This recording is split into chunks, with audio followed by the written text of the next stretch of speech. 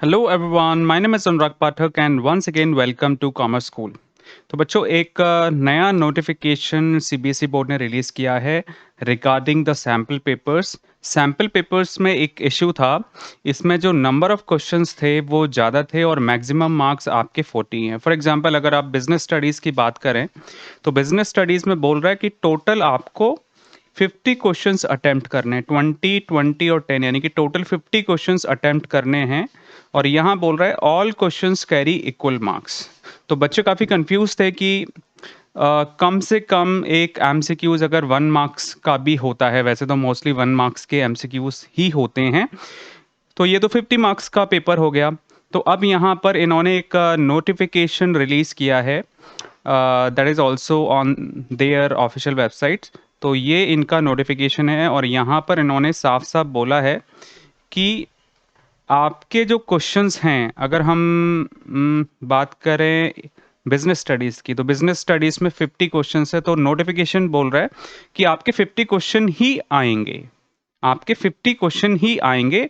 अब इसमें होगा क्या, मैक्सिमम मार्क्स तो 40 ही हैं, लेकिन जो पर क्वेश्चंस मार्क हैं वो 0.80 हो जाएंगे, यानी कि एक जो क्वेश्चन है आपका 0.80 मार्क्स का होगा।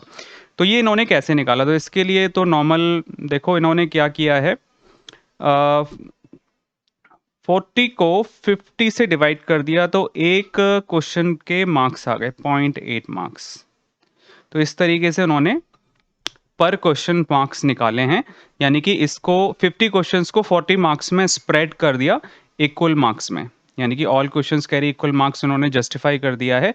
आपका एक जो एमसीक्यू है वो 1 मार्क का नहीं होगा। अब अगर आपके 50 क्वेश्चन है तो एक एमसीक्यू आपका 0.8 मार्क्स का हो गया। तो एक बिजनेस स्टडी में क्लियर हो गया कि आपका एक एमसीक्यू 0.8 मार्क्स का है। ऐसे ही आप आ जाओ इकोनॉमिक्स में। इकोनॉमिक्स में भी सेम पैटर्न है, आपको यहाँ पर भी 20, 20 और 10 टोटल 50 क्वेश्चंस अटेम्प्ट करने हैं। और ऐसे ही यहाँ पर आप एक एमसीक्यूज के मार्क्स निकाल सकते हैं, 40 अपॉन में 50, 0.8 मार्क्स का यहाँ पर भी आपका एमसीक्यू हो जाता है। अब हम बात करते हैं अकाउंटेंसी का जो सैम्पल पेपर है उसमें क्या इशू है। अकाउंटेंसी का जो सैम्पल पेपर है, यहाँ पर आपको टोटल 45 क्वेश्चंस अटेम्प्ट करने हैं। अगर आप काउंट करोगे यहाँ पर, वैसे तो टोटल 69 क्वेश्चंस हैं, और लेकिन वो first second and third part में स्प्रेड है। आपको फर्स्ट और सेकंड पार्ट अटेम्प्ट करना है, तो उसमें टोटल 55 क्वेश्चंस हैं, उसमें से आपको 45 क्वेश्चंस अटेम्प्ट करने हैं।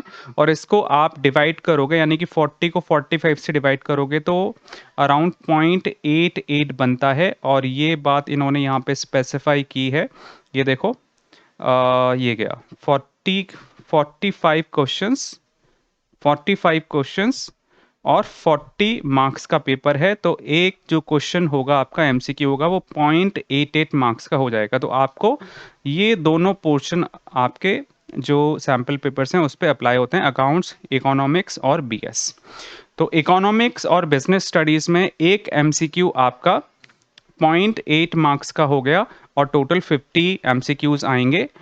और जो अकाउंटेंसी है सेम पैटर्न रहेगा जैसा कि सैम्पल पेपर है, उसमें आपको 45 एमसीक्यूज अटेम्प्ट करने हैं और एक एमसीक्यू आपका 0.88 मार्क्स का हो जाएगा। एक और बात देखो, इसमें आपके पॉइंट में मार्क्स आ सकते हैं, क्योंकि देखो 0.88 हो गया ये।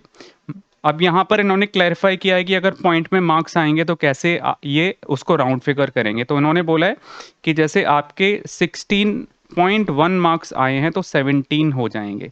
0.5 के अकॉर्डिंग राउंड फिगर नहीं करेंगे ये लोग। मान लेते हैं आपके 18.6 आ गए मार्क्स, तब भी 19 मार्क्स आपके हो जाएंगे। आपके मार्क्स आ गए 17.2, तब भी आपके 18 मार्क्स हो जाएंगे। तो आपको ये कॉन्सेप्ट, ये जो नोटिफिकेशन है ये क्लियर हो गया होगा, और एक आपका डाउट क्लियर यहाँ पर हो गया होगा कि कैसे इन्होंने सैम्पल पेपर्स को फॉर्मुलेट किया है। So thank you very much for watching this video.